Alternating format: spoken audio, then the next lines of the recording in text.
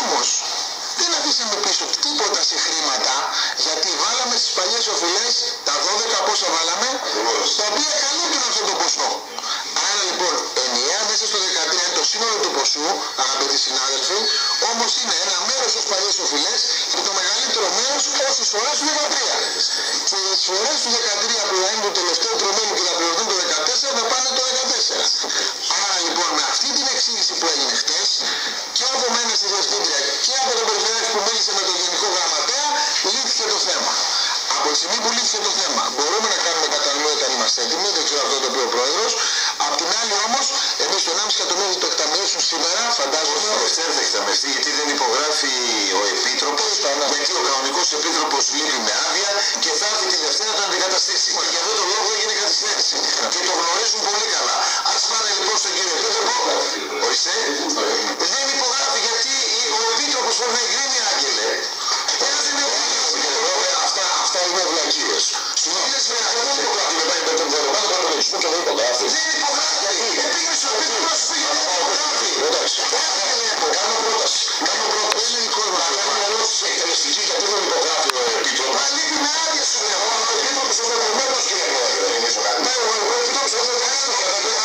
Μισή ώρα του Θεού. Παίζουμε τώρα τη μισή του ανθρώπου. Σε ποιος θα ψήσει ο Πόκο. Δύο μήνες και όλα είναι λόγια. Άγγελε, κάνεις λάθος.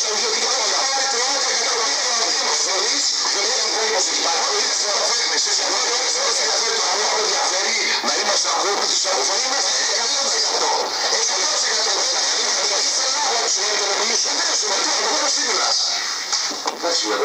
Όχι, μην Άγγελε. Συγγνώμη, μιλάω για λόγο συγγνώμη. Και εσύ Άγγελε, επειδή σε βλέπω και είσαι φωτισμένος, δεν θέλω να ακούω πράγματα ότι ο Επίτροπος με εγκεκριμένο προϋπολογισμό θα δώσει τα λεφτά τη Δευτέρα. Γιατί, αφού δεν εγκρίθηκε προϋπολογισμός με Άγγελε, δεν θα πάμε να πληρώσει σήμερα, να υπογράψει σήμερα ο Επίτροπος, γιατί.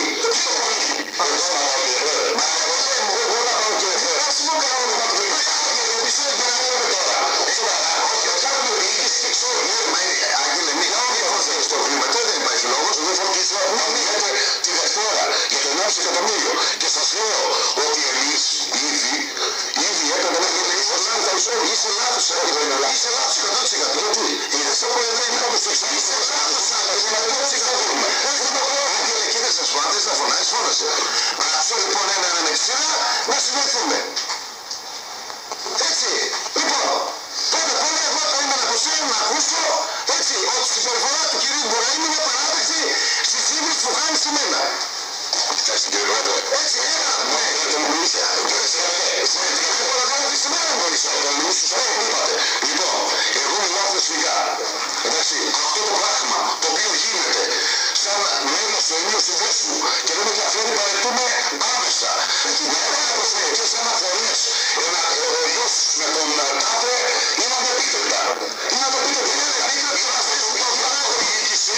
είμαστε τοπική αυτοδιοίκηση και είναι η περιφέρεια μαζί με τους Δήμους. Δεν υπάρχει κανένας κύριος Μποραήμης, κανένας Λώσης, κανένας άλλος. Αν θέλουμε να συνεχίσουμε διαχρονικά το λόγο με το μέσα, δεν μπορώ να το φανταστώ. Ωραία. Ας το θέμα δεν είπατε για τις ίδρυες. Αν ισχύουν να τα βλέπετε, φυσικά σαν άτομα πρόβλημα δεν τα καταδικάζω. Επιτρέψτε μου όμως, και σας το έχω πει και προσωπικά, ότι άκουσα την ομιλία του όλη στην Πέδα, δεν αναφέρθηκε σαν προλόγιο προσωπικά σε εσάς καθόλου. Δεν την έχετε διαβάσει μάλλον. Την άκουσα στο στήριο, όχι, κύριε Νικολάου, σας παρακαλώ. Κύριε Νικολάου, δεν έχετε τον λόγο. Κύριε Νικολάου, δεν έχετε τον λόγο. Σας παρακαλώ. Όχι, Άγγελε. Άγγελε, σε παρακαλώ. Πάμε να το χαλασσός. Εντάξει, μην. Ήρεμα. Δεν το φέρνει.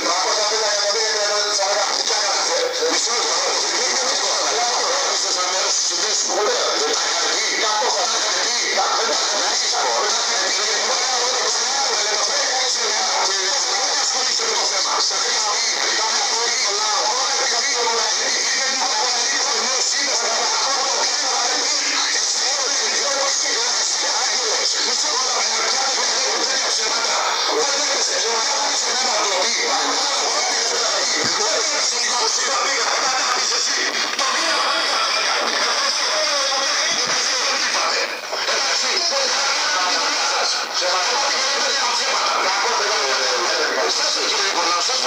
Για όνομα του Θεού. Άγγελε, για όνομα του Θεού, μην έλεγε το λόγο. Κύριε Πρόεδρε, για αυτές τις δημοσιοποιίες που δεν ανέφερε το όνομα. Εντάξει, ας το αρνεί, το προφάσισε τώρα.